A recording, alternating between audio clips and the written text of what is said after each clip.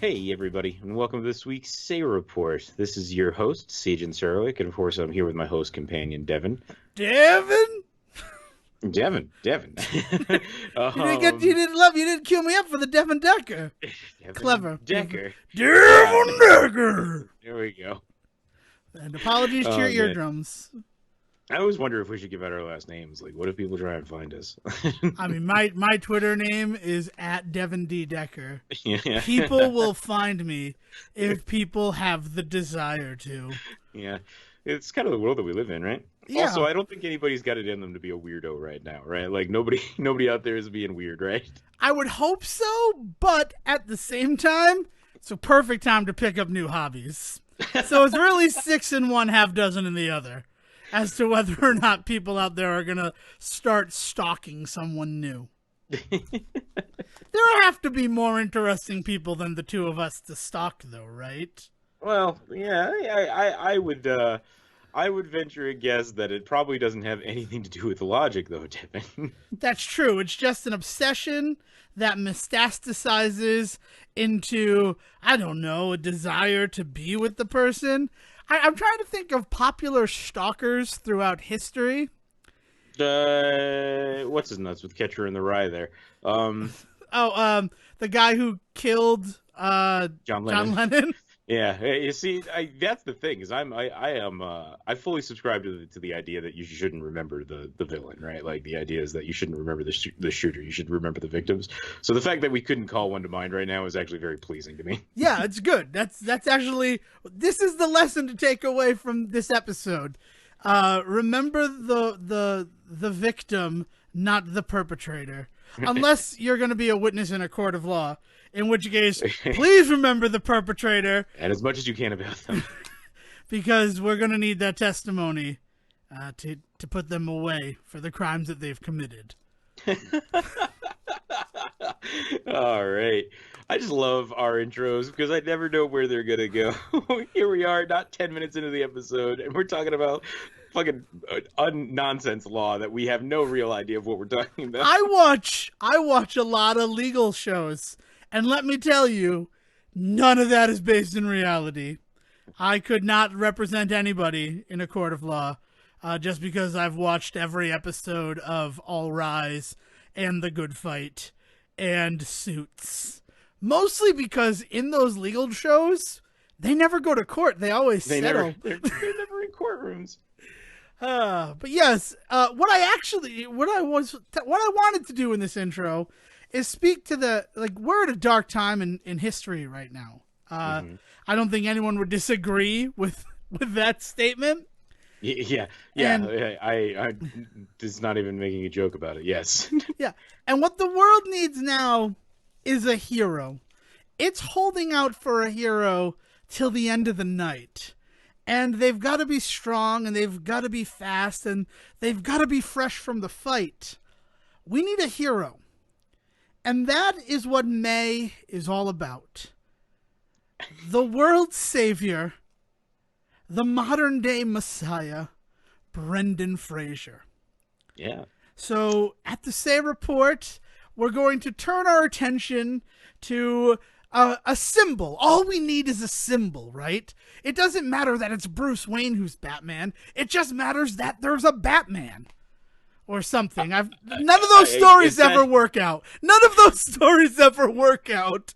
No, whenever he tries to hand the mantle off to somebody, it doesn't end well for them or him. So, I'm just very interested in this building up that you're doing for Brendan Fraser Month this year, because we really should start with the idea that we're actually not going to focus on Brendan Fraser this year. Yeah, that's it. Unfortunately, Mr. Fraser is busy with final photography like on everything Doom else this Patrol. year. It's a dark Brendan Fraser month as well. So, what we're going to look into is, I think, the world's second best bet for savior, for modern-day Messiah. A man that came up from the pits and shook off his rocky past to stand tall. Dwayne Johnson. Man, that was a lot of really good bits in there. I appreciated that. Good, I'm glad. Kudos for that. I need to. I hate when I just immediately realize none of that was prepared. No, That was just, let's fly by the seat of my pants, and how many of these could I jam in there? none of those landed. None of those landed at all, did they? To the No. seat of my pants. So yeah, so it's only the only reason we're not focusing huge on Brendan Fraser right now is because we had an idea for Brendan Fraser History Month this year, and that is the fact that I think of every person in Hollywood, and you can correct me if I'm wrong here, Brendan Fraser has the longest track record of appearing in a franchise starting movie and then not being there in the sequel. Yeah, or at least not seeing it through to the end, for sure. Thinking of like The Mummy, and we'll get to that. But yeah, I think that there is definitely something to be said about somebody that won't do sequels. I know that there's a lot of actors out there that will say that, but for somebody to be in that attitude, to be in that space, but to pick up so many books into movies, or so many, you know what I mean, like so many sure things, and to be like, but I'm not going to be in the sequel, is a weird attitude to take. Yeah, I can't think of any. Is it integrity? It feels like integrity, where he's like, I'll be in this first one, but please be looking for my replacement the whole time. I think part of it is, I mean, like, well, let's focus on this one thing at a time, right? Like today we're going to be talking very specifically about Journey to the Mysterious Island. It's why we've brought the Rock into the room here. And so, thank you, like, Dwayne. and thank you for being here. But the idea that I guess I can't blame him for this one, right? Because like, who would have fucking thought Journey to the Center of the Earth was going to hit? First of all, hit big enough to merit a sequel, and secondly, anybody was going to pull a sequel out of their ass. Like Mysterious Island. I think one of the things that we really praised Journey to the Center of the Earth for was its ability to really incorporate like the book Journey. And where did Journey 2 come from? Like, what is the story? So it does come from a sequel to 20,000 Leagues Under the Sea, entitled The Mysterious Island, which is not the one that we not the one that they turned into a movie the first time. Right? They did Journey to the Center of the Earth, but yeah. The Mysterious Island is, as far as I can tell, based on my research, and it wasn't as long as it could have should have been on this one. But it does exist as one of Vern's only examples of a sequel. And it's sort of a slant sequel in the fact that it follows 5 guys who wind up on the titular Mysterious Island and discover that Captain Nemo ended up here. It's where he retired. It's where his final resting place is. And that all stems from things like discovering Atlantis and discovering the geological idiosyncrasies of the area where Atlantis was.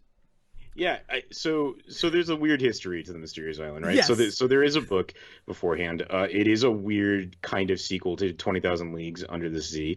There is also another set of books that it's like wholly like related to, and so there's this weird thing that books go through in editing, right? And Jules Verne is like never let an idea die, so he ends up bringing a lot of his stuff back later on, and you end up seeing weird shit popping up in other books. That Shipwrecked Family is I believe the name of the one that eventually becomes like Swiss Family Robinson, right? And like there's some ideas in here for like, why am I thinking of a book called Castaway? There's a book like there's a movie called Castaway. No, there's a book by Jules Verne called like The Castaways or something like that. That is, yes.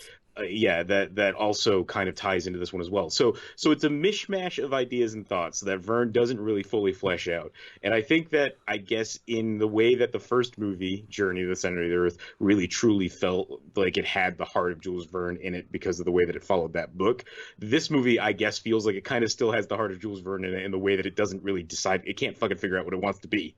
To the fact that this book also, this movie, specifically the movie, also chooses to incorporate from 2 other island stories that features mysterious locales, and that's Robert Louis Stevenson's Treasure Island and Jonathan Swift's Gulliver's Travels. Because if you're gonna riff on one old-timey bit of literature, why Mm-hmm. not throw in two others? Yeah.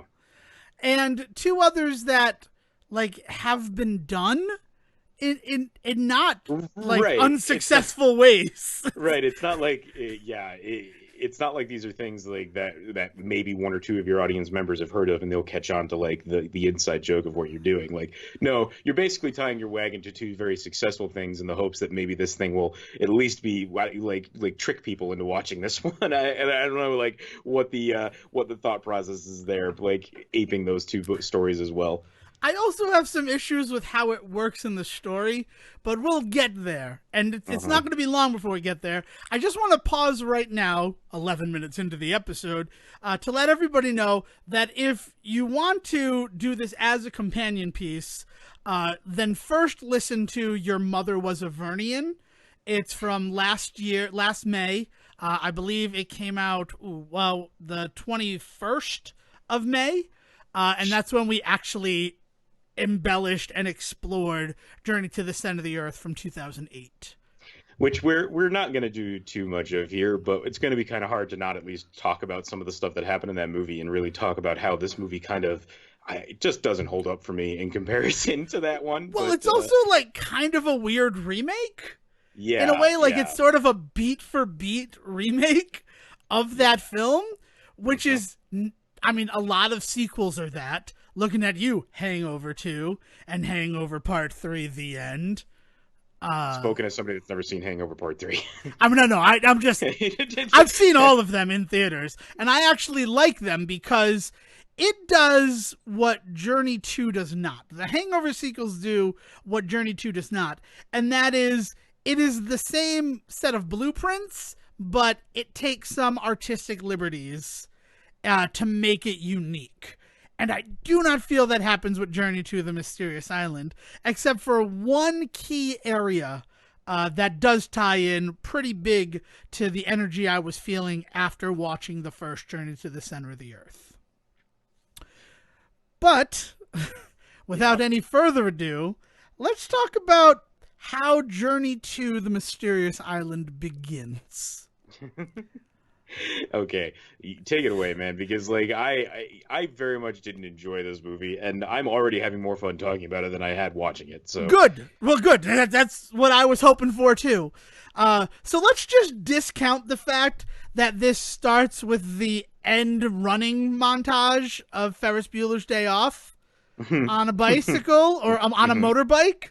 Let's skip over that part. That Josh Hutcherson broke into a satellite facility. And let's join Josh Hutcherson in his home, now in Dayton, Ohio, where dreams go to die, because I want Dayton, Ohio to be our enemy. I want to start a feud with Dayton, Ohio. It's fine. There's nobody there. So I've just decided, right? They need something to live for. Why not a feud with the Say Report? I think all they've got is an airport, and so that tells you all you need to know about Dayton, Ohio. But yeah, so it's in Dayton, Ohio, which is strange because the big "we're moving" trope from the first Journey was to Canada. We meet Josh Hutcherson's mother, who is not the same actress. In 4 years, she has gone from Jessica Wheeler to Kristen Davis, aka Charlotte from Sex and the City, because I have to imagine that the crossover for Journey to the Mysterious Island and Sex and the City, the Venn diagram is just two circles on top of each other. When you're reaching for that audience, you really got to make sure that you've got the right people in place to really draw in those single women. I don't know. I don't. But yeah, so his mom is replaced by Kristen Davis. And Hutcherson's the only one that comes over, right? Am I wrong? He's the only one to come from the first movie. He's the only one to come from the first movie, yeah. I mean, at this point, I am already asking myself, why is this even a sequel to this movie? Why not make it a spiritual successor? Just completely divorce it from that film and just have this be another fun family adventure film. Well, in everything but the name and marketing, it is. Yeah. Because there is no mention of Trevor Anderson, Josh's uncle, who portrayed by the man Brendan Fraser. He's not mentioned once which is insane considering what happens in the first film between the two of them. The entire plot line of the first movie being the realization that he needs to be there more for Hutcherson's character and all this stuff. And it's not even like all I need is one line of dialogue that like he's currently on a worldwide tour representing the findings, presenting the new findings from another journey to the center of the earth. Mm-hmm. Like give me a reason why he's not around. And that reason can't just be because he lives in California. That's not good storytelling. Like just one line of dialogue and the part of my brain that's like, where's Brendan Fraser? The part of my mind that I don't know if everybody has. I know that you and I have it because I'm always asking, where's Brendan Fraser? Every movie I go into, I'm like, this is great, but where's Brendan Fraser? Especially since he's the king of the uncredited cameo. I mean, it's the biggest fault of The Godfather, really. They wanted him to play the baby that was getting baptized, but he was too busy portraying the baby in some other movie that has a baby. I was not prepared for this joke. But yeah, so you have this, and completely writing off the whole I need a father figure in my life storytelling from the first movie. We're introduced to Dwayne Johnson's character of Hank. And he's going to be the one who becomes his new father figure as his stepfather. So the reason why Josh Hutcherson broke into a satellite facility was because he had detected a message coming out of the South Pacific. Am I wrong? Completely off base there? No. I think you're right. But he's receiving mysterious messages from somebody. But they're not directed to him. Like just someone has started broadcasting a message, and his apparently like build your own ham radio from Radio Shack, because Radio Shack is still a thing in 2012. Allowed him to get some of the message, but not all of the message. So he amplified it. Yeah, he needs to break into a satellite facility to amplify his receiver, which is, I mean, it's science. I mean, like, is that the big thing? Is that we're hoping here? It's not a save the cat moment, but it's a like he's doing it for good reasons moment. Right, because he does call himself a scientist.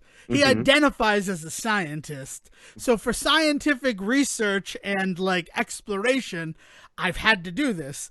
And the message is all characters from Jules Verne's novels. And that's the thing, apparently. Apparently there are enough characters in the novels of Jules Verne to construct a message completely in Morse code, using single-syllable names as the dots and two-syllable names as the dashes. I wonder if that's what like the mysterious like messages that's coming out of like the Atlantic Ocean that's been going on for the last 50 years. Do you know anything about this? Is there a message that we could try to solve?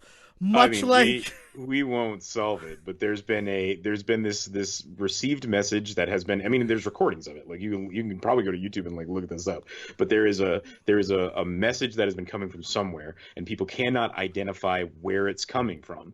That's the biggest thing, is that nobody can figure out where it's coming from, let alone the fact that they can't quite figure out what it's saying. You know, like when you first listen to it, it sounds like it might be Morse code, but if you do Morse code, it's gibberish and all this other weird shit. And like, what if the whole thing has just been viral marketing for Journey 2 the whole time?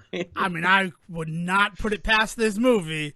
Jules Verne is like, I'm going to plant this thing out in the ocean, because one day a man made of solid rock shall play in one of my stories.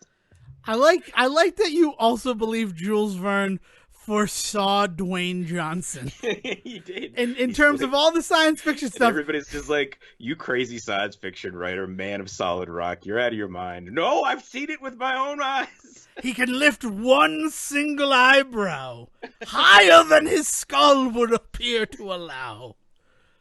Oh, but man. Yeah, so and this is sort of where the movie shifts, and not in a bad way, but they kind of make Sean Anderson, which is Josh Hutcherson's character, the new Trevor. Yeah. In a way, and that's no more apparent than the fact that, much like how Sean easily solved the problem that Brendan Fraser was having difficulty solving on the plane, The Rock comes in and he's like, oh, it's Morse code. Yeah. And the guy's like, oh, okay, if it's Morse code, what does it say? And then The Rock, who apparently was in the Navy, but like, blink and you miss it line describing the origins of his character, immediately solves it like by sight. Yeah. Like, yeah. What's crazy to me is that he is looking for a message. He is looking for a code, and he is getting this code that is being sent to him. How has it not occurred to him to try Morse code? Morse code is the first thing you should always try. I'm just like, that's a rule. That's a rule you should live your life by if you're trying to solve codes. First thing is Morse code. The first thing, whenever you run into a weird code, the first thing you should try and do is figure out if it's Morse code, because it's universal and it's an easy fallback for a lot of story writers. But also on top of that, it's a nice fallback if you ever got actually fucking lost in the woods somewhere. Everybody can read Morse code. Right. And like, maybe you don't know all of Morse code, but like, if you can like send some stuff, learn Morse code, right? Learn the phonetic alphabet and learn Morse code. Yes, these are the things that, like, first of all, we might be staring down the barrel of a completely new way of having to live. These are small types of survivalism that, like, could save your life someday. And they're not crazy. Like, we're not, it's not go dig a spider hole in your backyard and hide a bunch of canned goods in it. Like learn how to communicate if you cannot communicate by sight or sound, because like you never know when shit's gonna, you never know when you might need to find know you it. On a mysterious island and you have to fucking send a code out to the Rock to save you. Yes. So Hank immediately solves the code, and the coded message, which like, the fuck. This is the first the fuck moment for me in this movie. And this is a movie full of the fuck moments. Why is it a riddle? If you're on an island and you're trying to contact people, why are you sending them a riddle?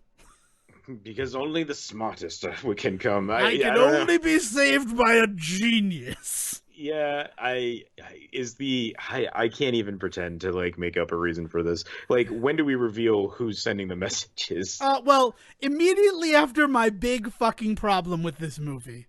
And it's not even the fuck moment, it's just, I mean, really? That just worked.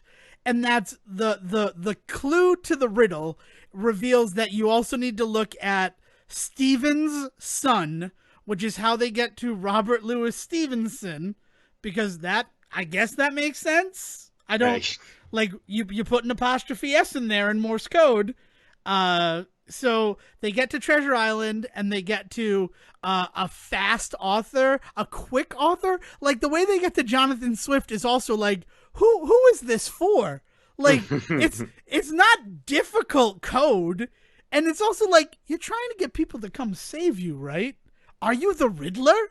Yeah, is it Jim Carrey on the island? Like, I don't understand what the necessity is in hiding this. What are you? Okay, no. So the issue is that apparently Josh Hutcherson owns first edition printings of The Mysterious Island, Treasure Island, and Gulliver's Travel, and Hank, Dwayne Johnson, rips out the map page of these 3 first edition tomes. And then, I used to be a code breaker in the Navy. Like, he didn't even lead with the fact that he was a code breaker in the beginning. He was just in the Navy, so I know Morse code. And he arranges the 3 islands to get a map of the mysterious island. But then, where I have an issue with it is the fact that the coordinates are in the lower right-hand corner. And it's like, so these 3 dudes were like, this island is real, and we're going to give you clues on how to get it in the first editions of our books. Like, there's this what? there's this thing in the first movie where you get this sense that like, oh, like the world of Jules Verne is real, like, and that's a reveal, and that's like part of the joy and the mystery and the magic of that. And I feel like they're trying to recapture that by being like, not just Jules Verne, but also now like Jonathan Swift and fucking what's his nuts, who wrote the other one, Robert Louis Stevenson. Robert Louis Stevenson. Like, they're trying to be like, these worlds all exist, and it's like trying to, it's too much, man. Like, it gets to a point where you have to roll your eyes. Like at what point, where does it end? Like is there is Jekyll and Hyde out there? Right. Like, if like, is there an invisible man in this universe? Right. Well, H.G. Wells is not part of the fucking club, and I bet that they would never allow Mary Shelley into it. And we all know that Dr. Bram Stoker was a raving Irishman. As Van Helsing told us that firsthand. So it's just, it just like takes it to this point where whatever.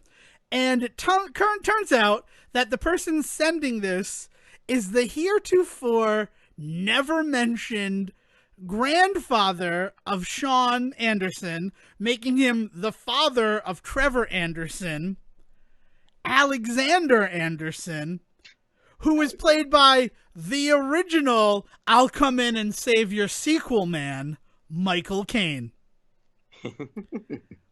Oh God, I love the man, but he will just do whatever the fuck he wants, won't he? Like, between this and you were the other day just talking about Jaws, right? Where he Jaws comes the in Revenge, on the movie. Yeah. But here's the question I have, and I still don't know the answer. He doesn't know it's his grandfather sending these messages, though, right? Like, he discovers that, doesn't he? Once he discerns that the message is coming from the mysterious island, it's like, light bulb, it's my grandpa who's sending them, because he went missing 2 years ago. Oh, by the way, just like, oh, so we have to imagine, right? And this is all conjecture on my part, but this is how I reckon it, right? The events of Journey to the Center of the Earth, I believe, happened 4 years ago. And the reason I believe that is because it's 4 years later, 2008 to 2012. That's right. The only basis that I have for my belief system. But we're not given any idea that it's not present time in either of these films, right? Like, quite the opposite. Yeah, it tries so hard to be relevant to what's going on in the world today. And, oh, Jesus.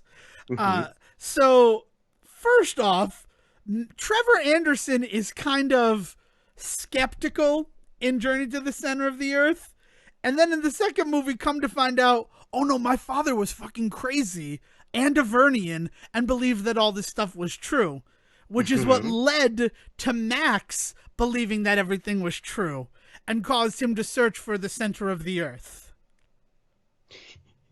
Yeah, so okay. Imagine having this kind of backstory in the first one, in the ways in which this could have played really well into a lot of the stuff in the first movie. I am almost disappointed that some of the stuff didn't show up in the first one. It's crazy to me that it's shoehorned in this one. Right, and it's because you're not wrong, because it would explain so much for the Trevor character that, like, I became a scientist because my father was a raving madman who believed that the writings of a person who died 200 years ago were fact. Yeah, and like, and my older brother believed it too. Right. So, like, it's Alex P. Keaton being a Republican in order to rebel against his Democratic parents. Right, exactly. But then, like, having to come to terms with the fact that not only was his brother right, and he never listened to his brother, but also his father was. It really makes Trevor a lot more of a dick. Right. Yeah. Like, he did. Like, oh, I don't know. So then he's like, oh, it's off the coast of Palau. I have to go to Palau. And Dwayne Johnson's like, I don't know if you should go to Palau. But then he goes to his mom and he's like, I think we should go to Palau. I think the two of us should go figure this out. I think it will be good for the kid. I don't like... It's that classic story where the stepdad really wants to get to know the child, so they go on that cross country road trip and hilarity ensues. It just happens to that in this one, they're gonna go to a fantastical land that'll probably kill them both. But they don't think that. They just think they're going to Palau. He doesn't think that it's going to pan out. And it is When like he does it, but I mean, like the kid must at some point. Sean must realize, like, oh shit, like this is just like what happened 4 years ago. Despite the fact he never says it, he must be like, this is going to be so much like that, and I almost died then, and this is going to be crazy now. And like, there's no like prepping for it. yeah, they just kind of go. They go to Palau with $1,000 to try to book a guide to this mysterious island. Like that's their budget. And there's no explanation. There's nothing there. I will tell you this though, getting Luis Guzman for $1,000 is a fucking bargain. Well, they have to pay $3,000 though, because Vanessa Hudgens is there, and she is smart enough to know these gringos. They don't call them gringos in Palau, but it was the first word that came to my head. They're willing to pay, so I'm gonna squeeze them for some more money.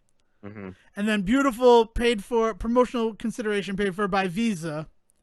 Do you take Visa?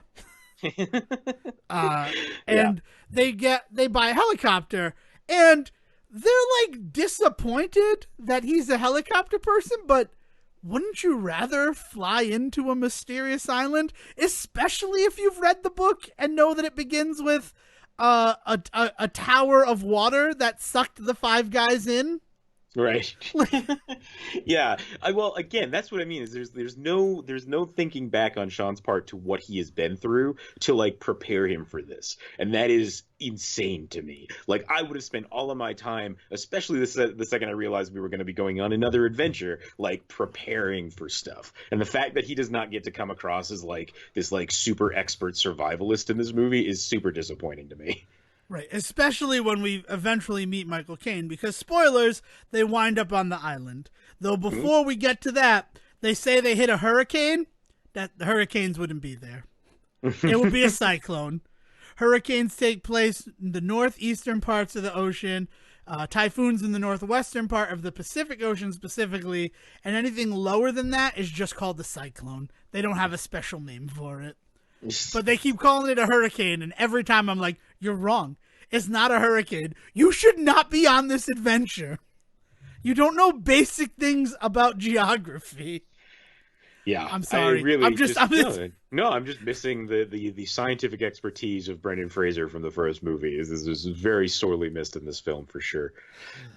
Okay. Well, and I think maybe that's also part of it, right? Is this whole time I'm thinking like by this point in the first movie, like I was strapped in and ready. It was ridiculous and silly, but like I also felt like if I was a parent bringing my kid to Journey to the Center of the Earth, I'd feel like they were improving themselves.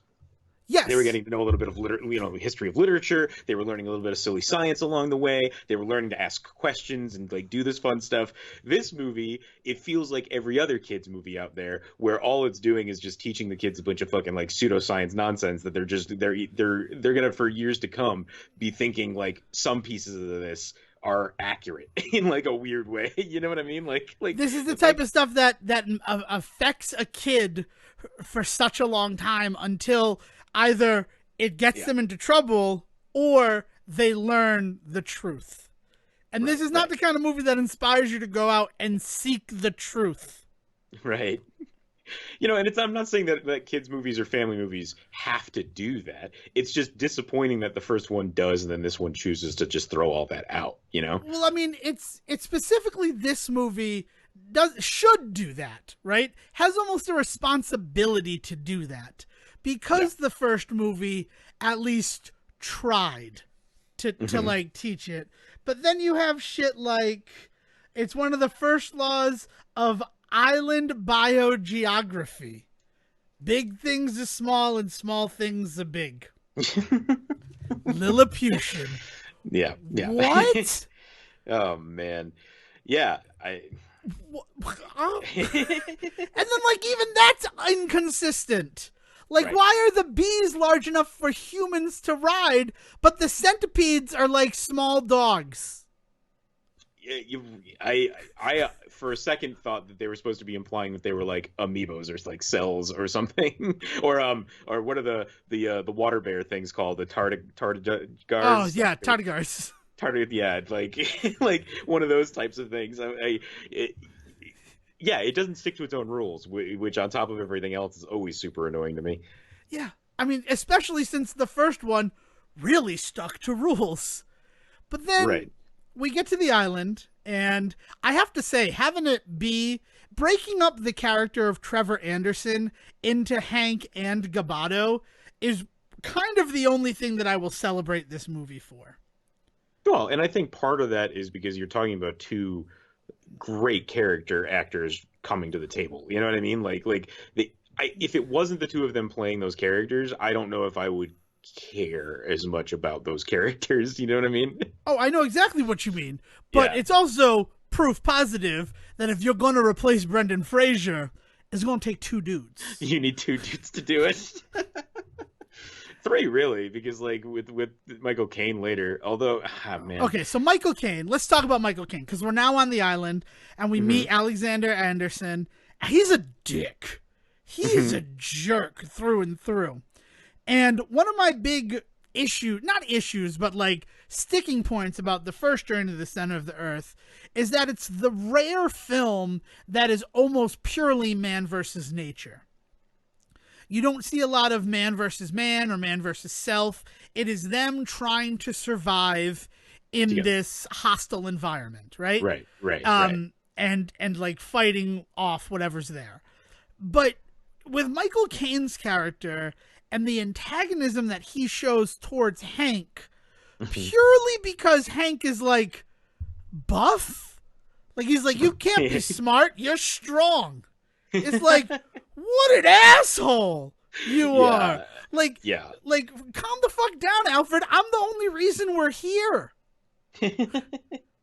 But also on top of that, like, it's disappointing because Kane himself has exemplified that exact archetype in his younger years. Like, he did the strong but intelligent hero roles. Like, you got that in he's the one in The Italian Job, right? And Yes, stuff like that. yeah. Like you get to see him do those roles where he gets to be the tough guy but also have some brains on him. So like to hear him then be turned into this character that is just so like anti just brawn is ridiculous.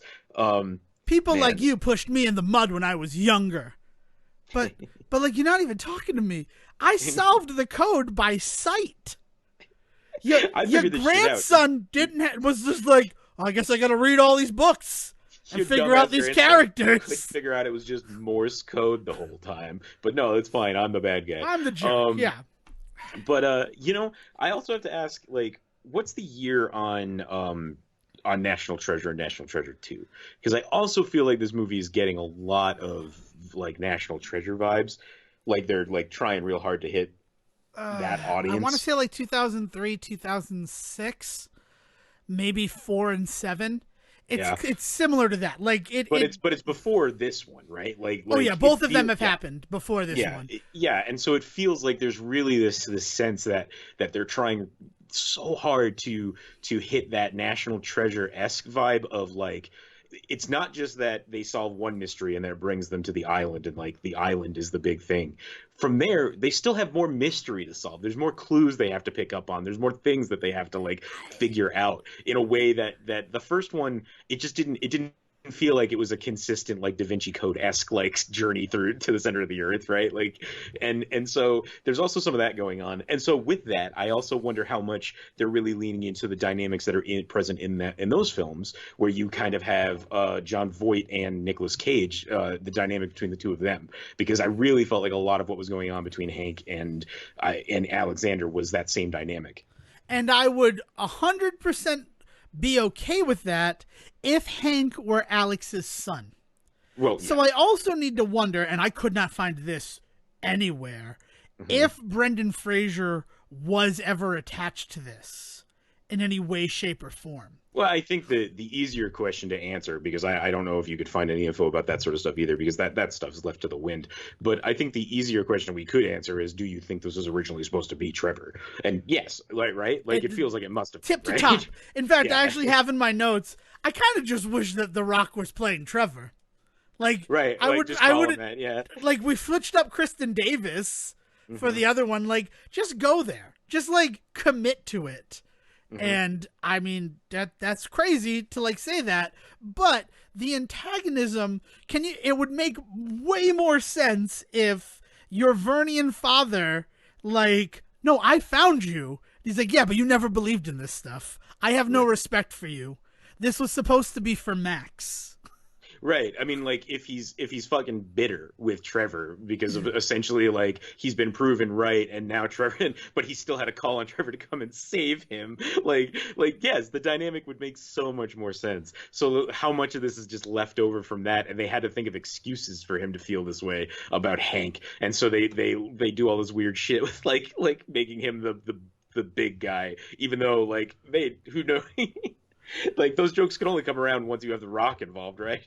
Yeah, right? It's not going to be Kevin Hart and he's like, oh, you're an idiot. And it's just like, well, at this point, I feel like maybe it's something besides the difference in us as, like, societal people that you have a problem with, Alexander. Oh God. I also have a real, like, head scratch moment with the fact that Alexander lives alone in the exact same treehouse that his son lived in the center of the earth. Like, that's what I talk about. Like, this just feels like the same movie. Yeah. Um, Yeah. Like, yeah, I don't know what to think there. Also, why aren't the fireflies giant? It just bothers me. Everything else is giant. Where's your Lilliputian law of biogeography now, Josh Hutcherson? But he lives alone in this treehouse, and he has a do not disturb sign, which makes me question if maybe there were other people with him. And he ate them, Them. or is he losing his sanity? Or is he Like, that freaking was crazy? Yeah, Like, that's the thing I thought is I kept expecting them to turn around the corner and there'd be just a bunch of like fucking volleyballs with faces painted on them or something. You know what I mean? Like, I thought that you were going to say they go around the corner and it's like a sandals resort. no. There's a bunch of people playing volleyball. Oh my God, are you kidding me? If they fucking like Gilligan's Island to this, where like they turned around and suddenly they realized there was a hotel on the other side of the island the whole time and the Harlem Globetrotters are playing, like I would have been on that shit. That would have made this movie a million times better for me. As it turns out that they were wrong and it's not the mysterious island. It's just the island. It's just an island that's owned by somebody already. Yeah. Oh man. That's owned by Seth Meyers' character from the first movie. He cashed in his money from the discovery of the center of the earth, and now he owns an island. And, like, that's how you really tie this shit together. And I don't even fucking know about... God, I don't know. I don't know about this movie. The big issue is, at every turn, they do not want you to compare this to Journey to the Center of the Earth, right? The only doing a poor job of that, then. Yeah, but okay. But the only thing that they bring forward is Josh Hutcherson. But even then, he does not act as if he's been to the center of the earth before. Exactly. Yes. Right? Like they try to divorce this movie from the first in almost every way possible. Except I can't help but feel all of the big, like, action-y set pieces are lesser compared to what we saw in that first movie. Yeah. And I don't want specifically of the of riding the jet streams in the giant, like, what is it that they make the skull that they make the like makeshift boat out of, and they're riding the airstreams like that still sticks in my mind as an awesome like moment in cinema, right? Like as silly as that movie is, it has some really good set pieces for sure. I mean, that's all that movie is set pieces. And while that is easily the shining moment, the fact that they rig up a kite in order to like sail across an underground ocean is awesome. But you know, when they get to the jungle and the vines are alive and chasing them, like, it really feels intense. But the bee stuff is kind of stupid. Like, yes, I don't believe that they're flying on bees. And I know that it's a movie and it's like I'm supposed to suspend it, but it's just like not believable. Yeah. More believable is the bromance between Gabato and Hank. Like, they love each other. And I'm okay with that. The thing about the bee stuff is like that's when I start thinking about things like the direction of this movie versus the first one, and like the effects in this one just not being nearly as well done as I felt like they were in the first. And I mean, like, and I could be totally off my rocker here. Who directed this one versus the other one? Brad Peyton. Which, come to find out, spoilers for the end of this episode, I fucking love Brad Peyton. Yeah, but did he do the first one as well? I do not believe he did the first one. Hold on, I have it right here. Talk while I grab my copy. Yeah, so but I can almost guarantee that he did not, because there's something about the ways in which things are shot and filmed. Like, so for instance, the bees, where it doesn't feel real. Like in the first one, you feel that sense of as they're driving, as they're like floating along on rapids and things like that. Like, you feel there's a sense of danger. There's a sense of, So I think he can direct action. Peyton can direct action really well, as long as there's something real in front of him. I feel like maybe he doesn't do too well if they're trying to interact between human and CGI, like once Ted gets back, you're not wrong. I heard all that. It's Eric Brevig who does the first movie, and I can't point to anything else that he does. But Brad Peyton, like, San Andreas is awesome. Rampage, which is also back to CGI, is awesome. Yes, but key in Rampage is how much interacting is there between CGI and people. Not as much as I wanted. Let me tell you, I wanted Dwayne "The Rock" Johnson. I'm sorry to add the Rock part, Mr. Johnson, but this is how my childhood heart felt. I wanted him to become a big gorilla and fight the other stuff. I wanted the mutation storyline of Rampage to incorporate him. And you really only see him interact with George. And even then, like, that has to be a guy in a green suit who is at least there, as opposed to, you're riding on a bee right now. Well, and Rampage is 6 years later too, right? Yes. Like, so if he's getting better in his career, that's awesome to hear. But in this particular film, he does not handle some of that stuff as well as this movie kind of needs him to, I agree. I can't disagree with that. But I think you know what? That's strange, because I love Brad Peyton, but this movie, the action set pieces, which are sort of the hallmark of everything else I think of when I think of him as a director, except for maybe Incarnate, because Incarnate is just insanity. If you haven't seen Incarnate, check it out. Okay. Just for Two-Face, I can't think of his last name, Aaron Eckhart. Oh, Aaron Eckhart. Okay. Aaron Eckhart plays the priest who's doing the exorcisms in Incarnate. And he's on fire in that film, but he's always on fire. That's neither here nor there with this film. But yeah, because I'm thinking about, like, the minecart sequence, as fucking ridiculous as that is in Journey to the Center of the Earth. Right. Nothing matches the level of excitement and absurdity that's happening there. Right. When they're in the chase from the birds and the bees. Which, do you think that's metaphorical? Because Josh Hutcherson and Vanessa Hudgens are starting to develop feelings for each other. Oh, man. Did I? Oh, God, you just blew my fucking mind. Like, he drops her from the back of the bee, and I'm like, so she's dead, right? Like, there's no way she lives. And then he somehow catches her on the bee, and I started to do, like, the math out to be like, could the bee travel that fast to catch her? And, like, I mean, she does hit two very large leaves that would slow her descent, but these bees have to be moving at minimum 40 miles per hour, which makes them more fucking terrifying than they ever were to me. To, like, think about how fast these things move. Yeah. Sorry. And, like, They drive the bird into the spider's nest, and you see the spider come down. It's like, that spider's gonna eat that bird. that spider is gonna kill that bird, and it's gonna be gross. And please move the camera away, director. I don't want to see that. Please, Mr. Peyton. There is, yeah, I think that that's maybe getting to really what's so disappointing about this one is as much fun as I had with the first one, I just didn't have fun this time around, and that's saying something for, again, a movie with like Dwayne "The Rock" Johnson in it, and I mean, now even Josh Hutcherson, who I very much respected, like as an actor, like he's the one that ends up doing Future Man, right, like and things like that, Right, like, which this did make me want to watch Future Man. I've never watched it. He's a fun dude, like you know, Luis Guzman and all of this other stuff. I mean, even Michael Caine is. I will watch the worst Michael Caine movie, and I don't think this is the worst Michael Caine movie by a stretch. No, that's right? Jaws of the Revenge. I mean, we could talk about that. It's Jaws of the Revenge or the original Alfie. Pick your poison. Like, yeah, it might be. Goldmember is the one with him, right? Goldmember. I was like thinking Goldmember, but like it might be Goldmember. To call that a Michael Caine movie, is to like do that movie a disservice. Well, yeah, he's a main character in the other two.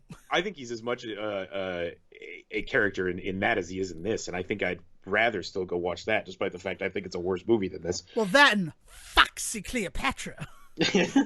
Oh man, jeez. He did a single with Mike Myers for that movie. Yes, do you remember that? Yes, of course I remember that. Issues, if you get or whatever it was called. I was so friggin' excited for Goldmember that like I don't even know why. And if it were announced, I would go see Austin Powers 4. Oh, in a heartbeat. Like there's no. Me and Zach, I think it was the first time that Zach and I got to go to a movie together, just the two of us, for like, it was like a PG-13 movie without our parents, right? So like we got to go to that movie together and we had a hell of a fucking time, and I would not trade that night for the world. In retrospect, that movie is not as much fun as we had, but something about the audience we were with and seeing that film, it made Goldmember a better movie. And so I kind of almost don't ever want to watch it again and just keep holding that in my head, right? Like that image of that movie in my head. I cannot say the same for Journey 2. I've never had the opportunity to see Journey 2 with a group of people that enjoyed themselves. Yeah, I don't. So did you see Journey 2 in theater? No, Journey 2 is one of those ones that we watched at like a church lock-in or something, or some nonsense like that. Like I'm trying to remember like why I would have seen Journey 2, because it was not in theaters. Right. I mean, can I like really blow your mind? Is that like Michael Caine was in The Dark Knight Rises and this film the same year? just like I should have said that earlier, but like I didn't want to distract people for the entire length of this film. Why do we fall? Why do we? I can never do Michael Caine. Why do we fall, Master Bruce? Why do we fall, Master Bruce? So we can learn to get ourselves back up. So we can land on the mysterious island. Jesus. Yeah. So So rapid fire the rest of this movie. The mysterious island also turns out to be Atlantis, because why the fuck not? Atlantis has a 140-year cycle where sometimes it's above the ocean, sometimes it's below the ocean, which I fucking reject that. I reject that because when the mysterious island sinks, there's far too much destruction for me to believe that it comes as back. Intact as it is at that time. So I have to say that I have to keep count. Sorry. So it's now the Mysterious Island from Jules Verne. It's now Treasure Island from Stevenson. It's now what do you call it with the Lilliputians Gulliver's from Travels. Swift. I forget the name of the island though. There's like a specific name for the Lilliput. land. Lilliput. And then now it is Atlantis, right? So that's 4. It's 4 things in one. Yeah, this mysterious island just keeps on fucking giving. It's more mysterious each moment. So then, proving that he is actually a genius, Hank realizes that the island is sinking and that Michael Caine's belief that it's not going to sink for like 4 years is way off. And it's like... yeah. So on top of everything, on top of him being such a shithead to fucking Hank ends up being majorly right in correcting him in this really important aspect of the plot. Yeah. So now that the island is sinking, we have to do the only logical thing to get off of it, and that's to find the Nautilus from 20,000 Leagues Under the Sea. This is where I was saying it gets a little treasure Treasure Island. National Treasury? National Treasure. Yeah. Is that we now have to solve this new mystery of how do we get off of Atlantis, and they have to find the Nautilus. And so, obviously, we need to go to the burial place of Nemo, and they find his journal, and fucking points to Captain Nemo, all right? Right now, all of my points go to Captain Nemo, because his journal, speaking about where he left the Nautilus for safekeeping, is not written in code. It's written in his native language of Farsi. And just spelled straight out, is under the Poseidon Cliffs, under his trident. And it's just like, thanks, friggin' Captain Nemo. Thanks for not being a dick. Oh, man. Yeah, no, I mean, the true hero of this film is everybody but the ones we see on screen.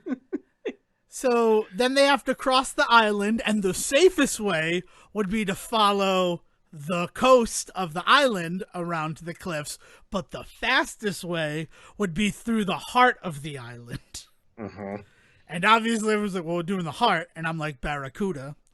And so they have to cross the island, and in crossing the island, in addition to riding on bees, they discover that another Jules Verne story has snuck its way into this movie.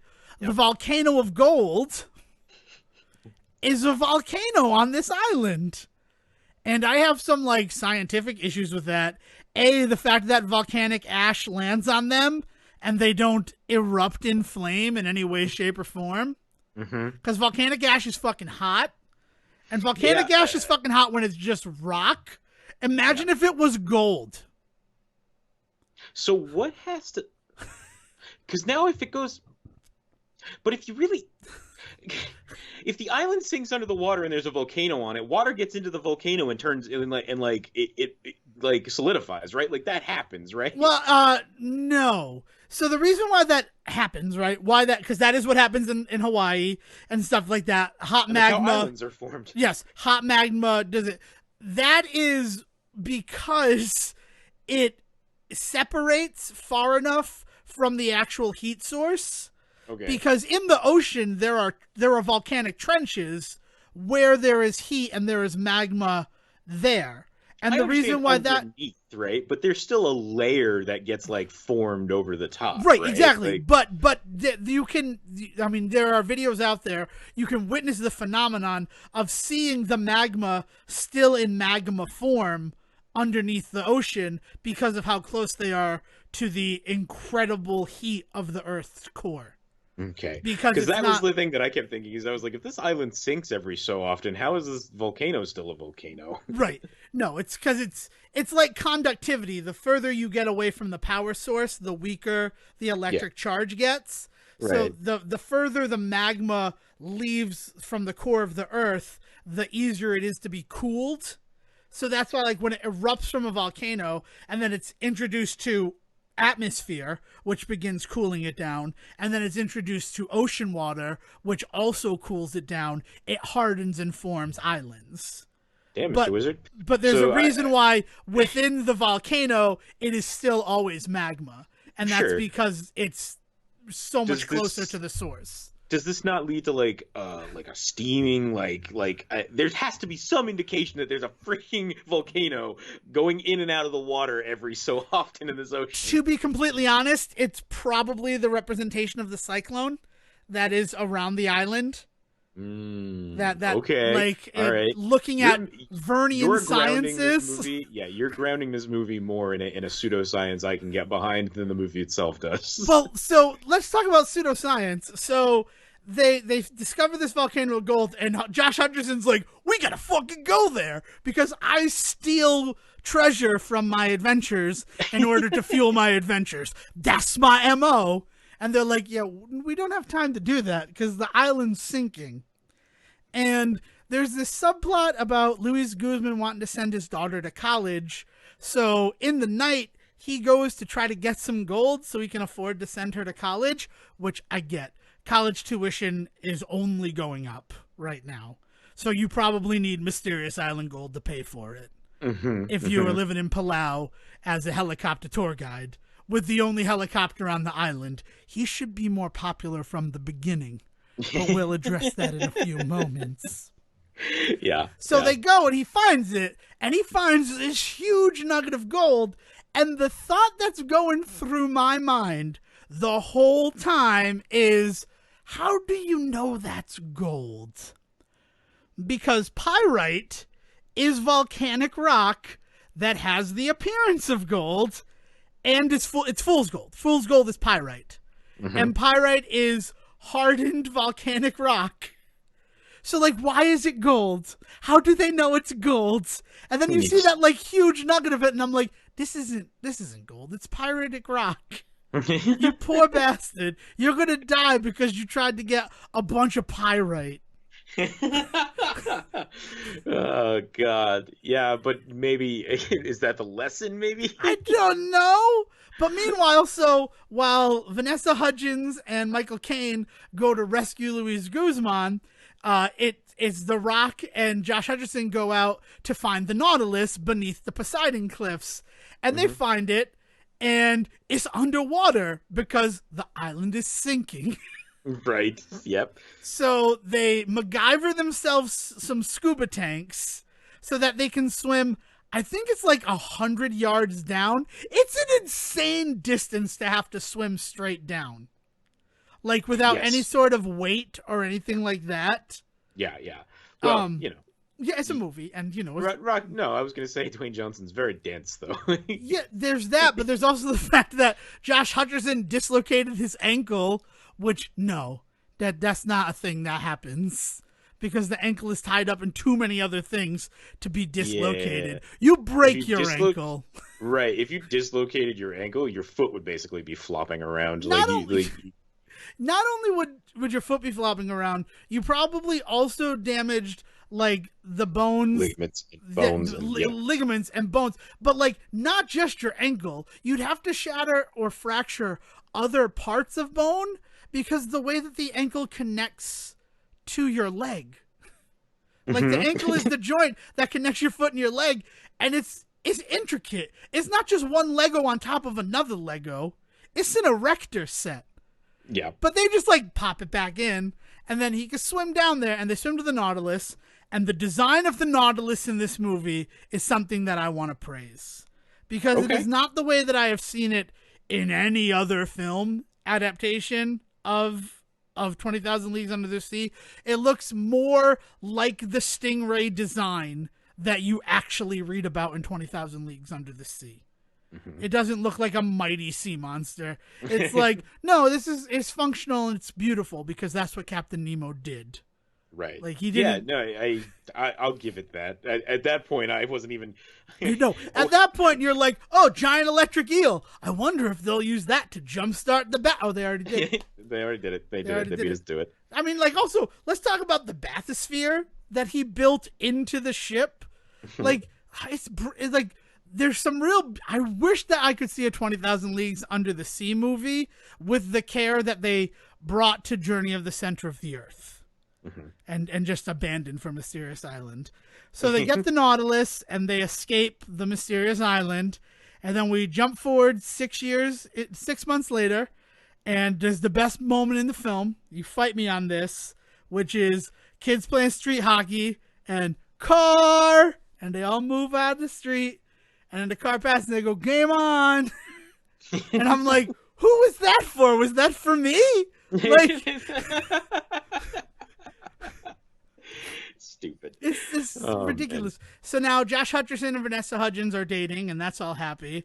And then here comes Alexander Anderson, like, I've got our next journey planned.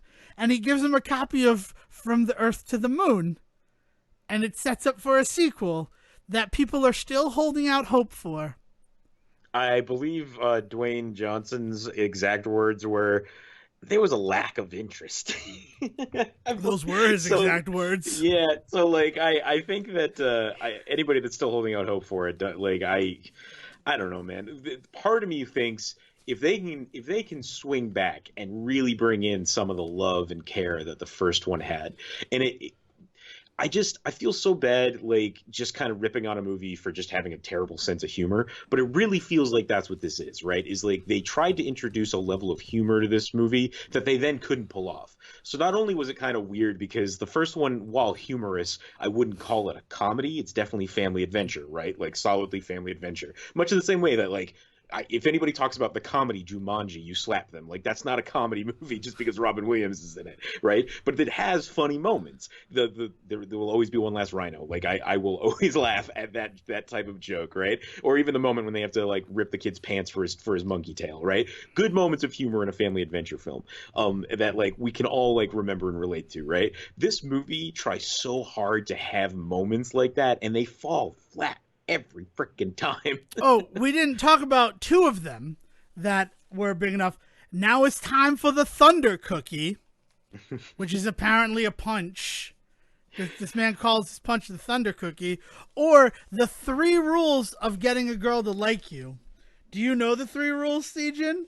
No, Devin, what are the 3 I think rules I'm going to live by them. Like For the rest of my life. I need to find it. The stupid. I mean, wear a fedora, grow a neck beard. Like it might as well have been. Like it was just moments like that are always kind of weird and gross to me. Like unless they're played really well or for specific reasons, like they always feel again pointless. And I think that's the big thing is so much of the humor in this movie feels pointless, and that is just that's the worst. What feels pointless is the 3 rules of love, which is don't follow your instincts.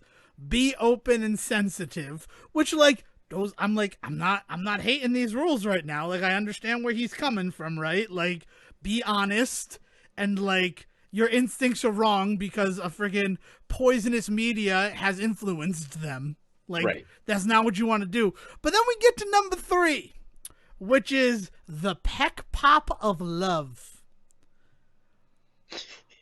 Because and it's just a moment just to let The Rock do something that The Rock can do. Like that's it. It's clearly that, and that's where a lot of the humor finds that's funny in this movie is just based on like look how big The Rock is, or look at what The Rock will do in this moment, or like look at what we can get The Rock to do, and so you have to also then wonder how much of this humor is in the script and how much of it is just them on set that day trying to like playing it by the fucking seat of their pants. I have to imagine that part is in the script. If only because this movie does its damnedest to keep the legacy of 3D cinema alive that the earlier film tried to reestablish.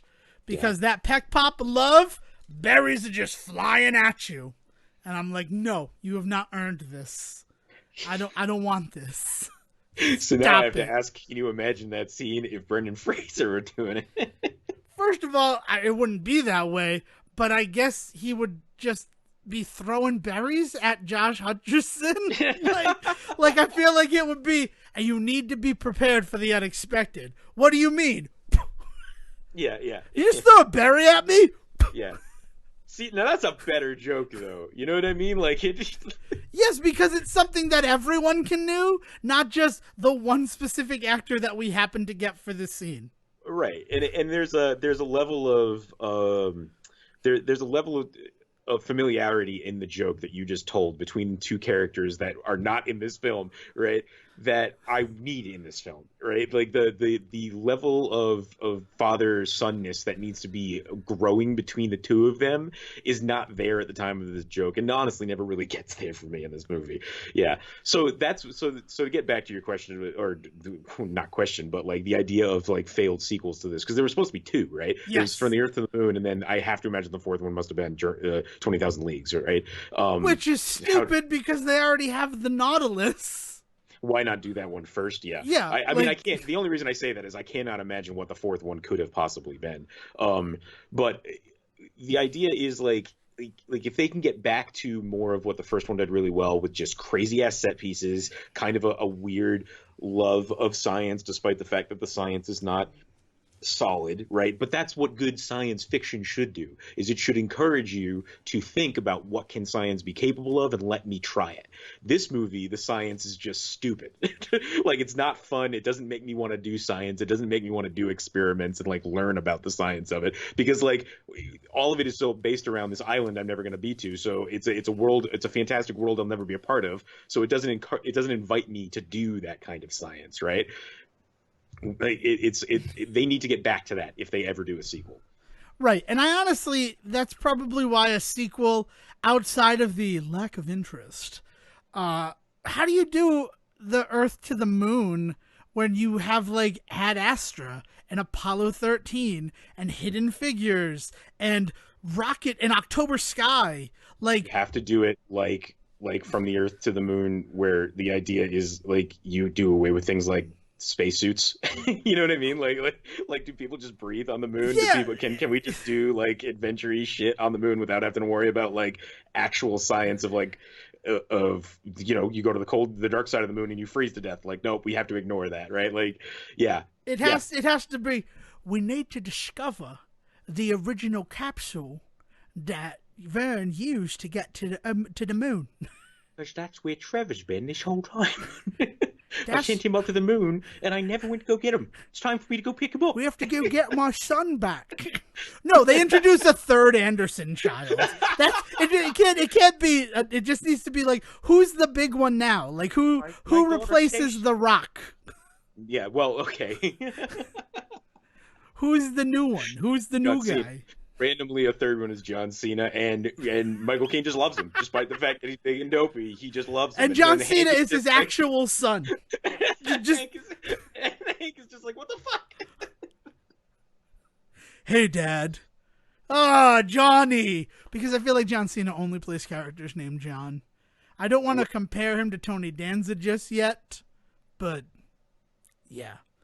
Also, in a world where Dr. Dolittle happened with Robert Downey, I don't think we're getting another movie like this anytime soon. Yeah, yeah. Which is unfortunate. I liked that movie, but yeah. So, was this movie a success compared to the first movie? Do you know that information? Do you want to venture a guess? Yes or no? I remember it being a success, but I don't have any hard numbers for that. I remember this being pretty successful, though. I mean, like, enough where I know they were talking about 2 sequels to it. Right. So, yeah. The only reason I own these movies is because they were talking about 2 sequels and I had never seen them. And then I didn't watch them until I had to for the show. The first movie made $101 million domestically. How big of a budget, do you know? I didn't look at the budget. Okay, I just wanted to look at this, and it's actually this is very telling. Is Journey 2 made $103 million. So like that almost exclusively accounts for inflation. Yeah. Yeah, Like in fact, actually, if you do inflation, you almost probably lose a couple of million, because there's a big difference between 2008 cinema and 2012 cinema. Like, I won't say that makes this an immediate loss in any way, but it definitely does put it on par with it. For and sure. I guess I'm looking domestically. Internationally, this one made $323 million, as opposed to $208 million for the first movie.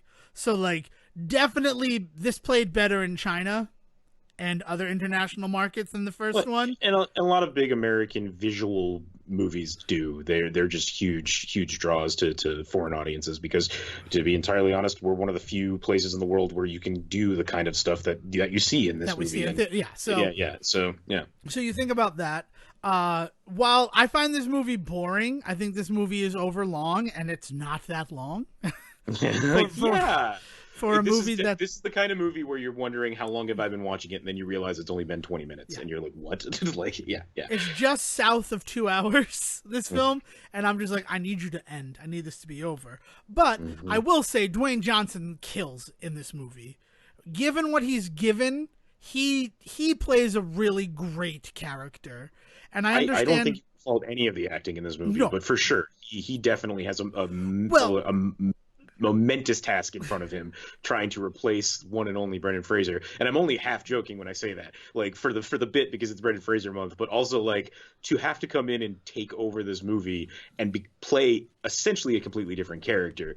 It could not have been a fun task. Also, it's some big mummy energy right in the beginning.